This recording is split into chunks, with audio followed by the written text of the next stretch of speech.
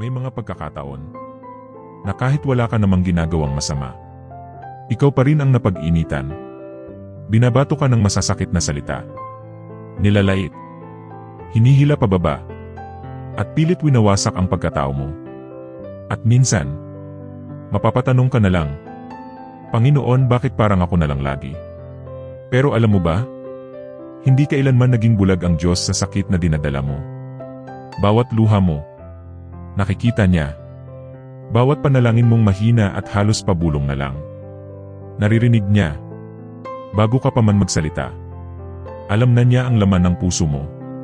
Bago mo pa man isumbong ang nangyari, batid na niya kung sino ang nanakit sa'yo at kung gaano kabigat ang dinadala mo. Kaya minsan, ang pinakamalakas mong laban ay ang manahimik at ipaubaya ang lahat sa Diyos. Hindi mo kailangang gumanti. Hindi mo kailangang makipagsabayan sa galit ng mundo. Dahil may Diyos kang lumalaban para sa'yo. At kapag ang Diyos na ang kumilos, walang kayang humadlang sa Kanya. Kaya kung pakiramdam mo ngayon, ay pinagkakampihan ka ng lahat. At parang wala nang nakakaunawa sa'yo, lumapit ka sa Ama. Iiyak mo sa Kanya ang lahat. Sabihin mo ang mga salitang hindi mo masabi sa ibang tao. Dahil sa piling niya, walang paghusga. Yakapan ang mayroon, pagmamahal, at kapayapaan. Maaaring hindi agad dumating ang sagot.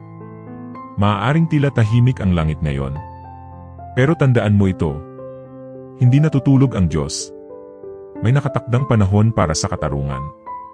May tamang oras para sa pagtatanggol niya sa iyo. At balang araw, mapapangiti ka na lang habang pinagmamasdan kung paano ka iniligtas ng Diyos. Sa mga taong gustong sirain ka. Kaya huwag kang bibitiw. Huwag mong hayaang baguhin ng sakit ang kabutihan ng puso mo. Manatili kang mabuti. Manatili kang mapagpakumbaba. At manatili kang nagtitiwala sa Diyos. Dahil ang anak na kumakapit sa Ama ay hindi niya kailanman pababayaan. Maghintay ka lang. Darating din ang araw na makikita mo mismo kung paano ka ipinagtanggol ng Diyos.